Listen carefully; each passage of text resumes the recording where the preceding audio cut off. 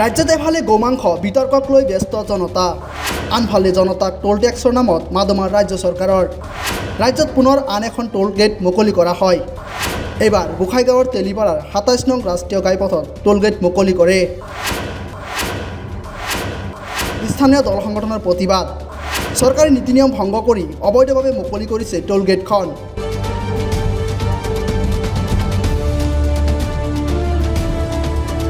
ৰাইজৰ প্ৰতিবাদ, এখন জিলাত কিয় দুখনকৈ টোল গেট মুকলি কৰা হৈছে।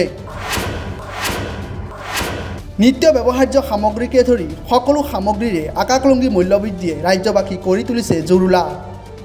সমান্তৰালকৈ ৰাজ্যৰ বিভিন্ন প্ৰান্তত স্থাপিত টোল গেটসমূহেও আন এক মাদমাৰ দি আহিছে ৰাজ্যৰ সাধাৰণ জনতাক।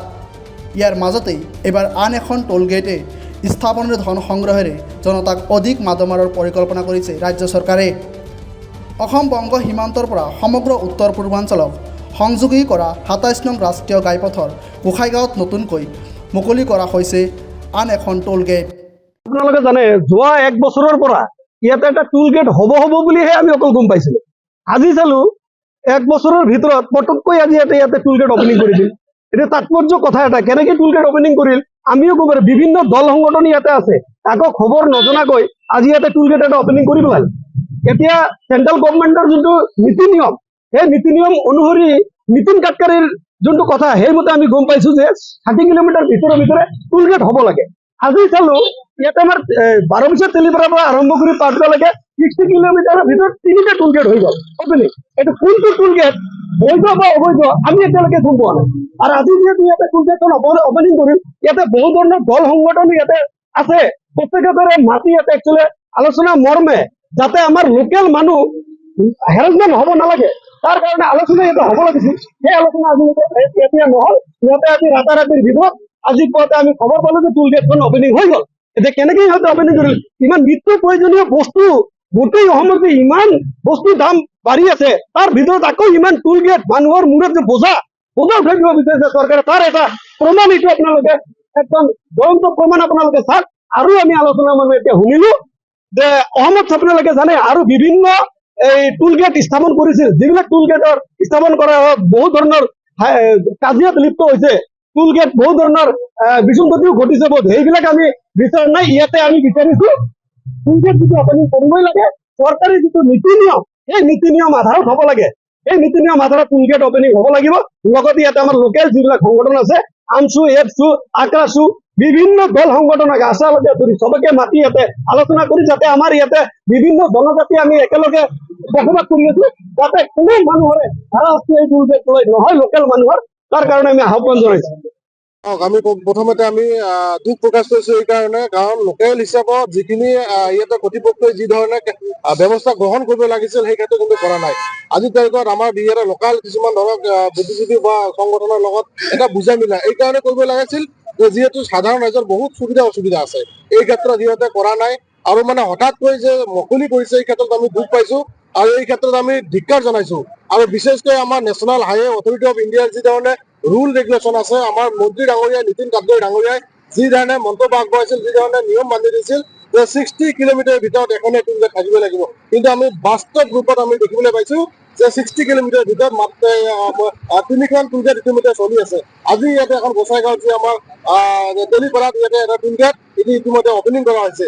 এইকাৰণে আমি ক'ব বিচাৰিছোঁ অসমৰ মাননীয় মুখ্যমন্ত্ৰী হিমন্ত বিশ্ব শৰ্মা ডাঙৰীয়া আৰু আমাৰ যি আমাৰ কেন্দ্ৰীয় মন্ত্ৰী যি আমাৰ নীতিন গাডকাৰী ডাঙৰীয়া আছে, তেখেতক আমি কুৱেশ্যন কৰিব বিচাৰিছোঁ যে আপোনালোকে সঁচা সঁচিকৈ মুখেদি কয় এটা আৰু বাস্তৱত কৰে এটা। সেইকাৰণে আমি এটা সচেতন ৰাইজ হিচাপে আমি আহ্বান কৰিছোঁ অতি সোনকালে আপোনালোকৰ যি নিৰ্দেশনা বা যি ৰুল ৰেগুলেশ্যন আছে অতি সোনকালে কাৰ্যকাৰী কৰিব লাগে। আৰু আমাৰ যি তেলিপাৰা টোল গেটৰ যি অপেনিং কৰিছে, যি মুকলি কৰিছে, ইয়াৰ ক্ষেত্ৰত যাতে কোনো ধৰণৰ সাধাৰণ ৰাইজে যাতে কোনো ধৰণৰ হাৰাশাস্তি নহয়, আৰু যদি হাৰাশাস্তি হয় নিশ্চয় কিন্তু আমি ৰাইজে বা দল সংগঠনে আমি বহি নাথাকিম। আৰু বিশেষকৈ আমি দেখিব পাইছোঁ ইয়াৰ পৰা বস্তুগাঁও মেক্সিমাম 30 পৰা 40 কিলোমিটাৰ হ'ব। ইয়াৰ পৰা যি ৰাস্তাৰ যি অৱস্থা, প্ৰায় ডেইলি মানুহে আমাৰ যি এক্সিডেণ্ট হৈ আছে বা বিভিন্ন এম্বুলেঞ্চে ভালকৈ যাব পৰা নাই।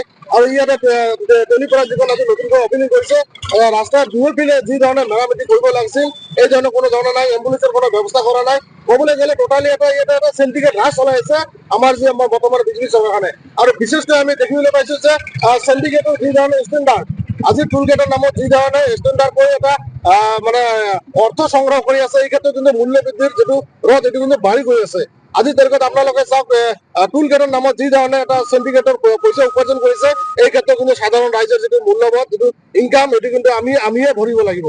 সেইকাৰণে মাননীয় মুখ্যমন্ত্ৰী হিমন্ত বিশ্ব শৰ্মাক আমি আহ্বান কৰিছো, অতি সোনকালে আপোনালোকে যি 60 কিলোমিটাৰ যি ৰুল ৰেগুলেশ্যন আছে, এই কথাখিনি ইমপ্লিমেণ্ট কৰিব লাগে। আৰু যদি নকৰে নিশ্চয় আমি ইয়াতে বিভিন্ন দল সংগঠন আগ্ৰাসীকে ধৰি আমাৰ আমচু এবিএমচু যিকেইটা দল সংগঠন আছে ইয়াতে গোটেইখিনি আমি একত্ৰিত হৈ কিন্তু আমি এটা আন্দোলন ঘোষণা কৰিবলৈ বাধ্য হ'ম। আৰু নিশ্চয় অচিৰে আমাৰ যিসমূহ সমস্যা, লোকাল যিসমূহ ইছ্যু আছে, যদি সমাধান নকৰে ইয়াৰ কৰ্তৃপক্ষই, নিশ্চয় আমি ইয়াতে বিৰোধী ব্যৱস্থাৰ লগত সাজু হ'ম। বিগত চৰকাৰত আমি কেতিয়াও দেখিবলৈ পোৱা নাই। বৰ্তমান যিহেতু বিজেপি চৰকাৰ, হিমন্ত বিশ্ব শৰ্মা চৰকাৰ, তেখেতৰ দিনত আমি এটা ক'বলৈ গ'লে ইতিহাস, এখন জিলাত দুটাকৈ টুল গেট আজিৰ তাৰিখত অপেনিং হৈছে বা চলি আছে। এই ক্ষেত্ৰত যে সাধাৰণ ৰাইজে কিমান কষ্টকৰ হৈ পৰিছে বা কিমান এটা আৰ্থিক সমস্যাত ভুগি আছে, তেখেতে কিন্তু গম পোৱা নাই। তেখেতে এটাই উদ্দেশ্য যে ৰাইজে কেনেকৈ শোষণ কৰিব পাৰি বা কেনেকৈ ৰাইজৰ পৰা ধন আদায় সংগ্ৰহ কৰিব পাৰি, এই ক্ষেত্ৰত আমি ধিক্কাৰ জনাইছো। আৰু আমি আবেদন কৰিছো আপোনালোকৰ মিডিয়াৰ যোগেদি, অতি সোনকালে যি আমি চিণ্ডিকেট ৰাজনীতিৰ চিন্তাধাৰা, এইখিনি বন্ধ হ'ব লাগে। আৰু ৰাস্তা ঘাটৰ যি আমাৰ ব্যৱস্থা, যি যাতায়াতৰ ব্যৱস্থা, সাধাৰণ ৰাইজৰ কাৰণে যাতে কোনো ধৰণৰ অসুবিধা নহয়, এই ক্ষেত্ৰত গুৰুত্ব দিব লাগে।